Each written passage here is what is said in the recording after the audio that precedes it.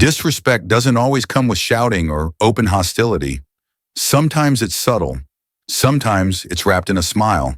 And the scary part? The more you tolerate it, the more it grows. People will test your limits, not just once, but repeatedly, until they know exactly how much you're willing to put up with. And if you've ever wondered why certain people treat you a certain way, here's the truth. You've been training them, often without realizing it. Every time you laugh off a jab, excuse bad behavior, or swallow your feelings to keep the peace, you send the message, this is fine. But it's not fine. There are behaviors that, once spotted, should be addressed immediately, because left unchecked, they'll drain your confidence, your peace, and your self-respect. Behavior number 1, backhanded jokes and sarcasm. You've heard it before, the just kidding insult, the one wrapped in humor but aimed straight at your self-esteem. These are the comments like, wow, you actually look good today, or, oh, you got promoted? Must be nice knowing the right people. They say it with a smirk, a laugh, and just enough denial to dodge responsibility. Relax, I was joking. But jokes that cut you down aren't jokes. They're socially acceptable insults. When you let these slide, you're essentially giving someone permission to disrespect you publicly while hiding behind humor. The truth is, people who constantly use sarcasm or backhanded comments are testing how much you'll tolerate. The right response? Call it out in real time. Say, I don't find that funny, and watch how quickly the tone changes.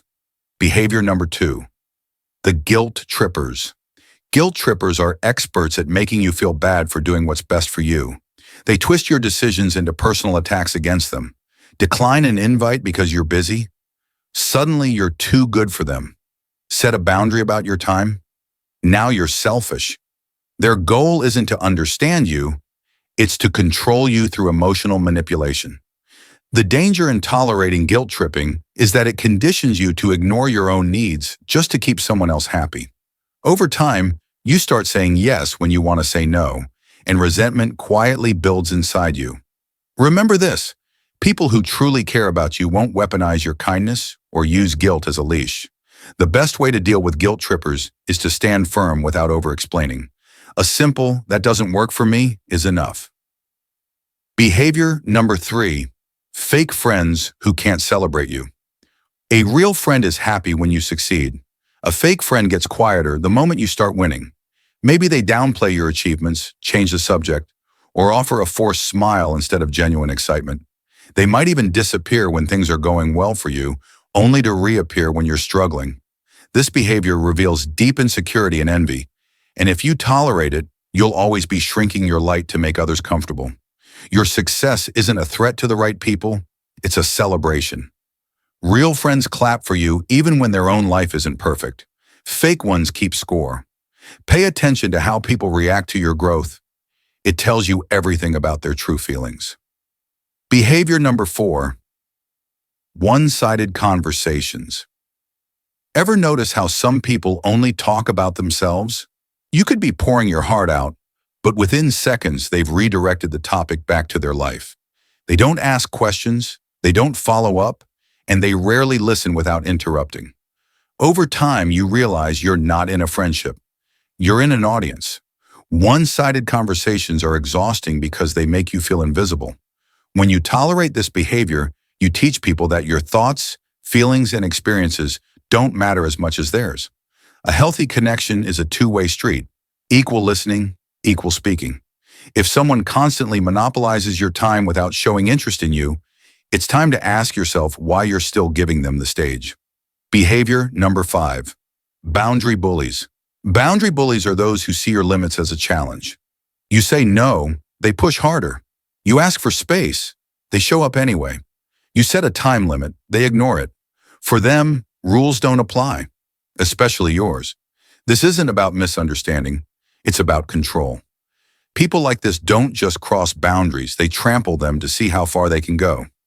The danger in tolerating a boundary bully is that they will escalate until they own your time, your space, and your mental energy.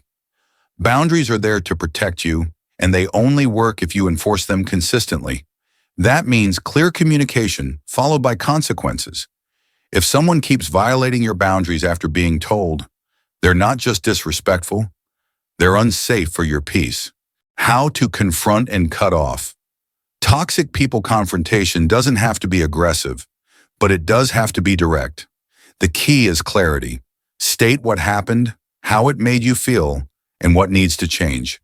Don't get sucked into debates over your reality. You don't need them to agree with you. You need them to respect you. If someone responds with denial, mockery, or more disrespect, that's your answer. They're not willing to change. And when that's the case, cutting ties isn't cruel, it's necessary. Distance is a form of self-defense. Protect your energy like you protect your home. You wouldn't let a thief walk in and take whatever they want. So why let someone rob your peace? Final wake-up call, the enough moment. There comes a point where you stop making excuses for people.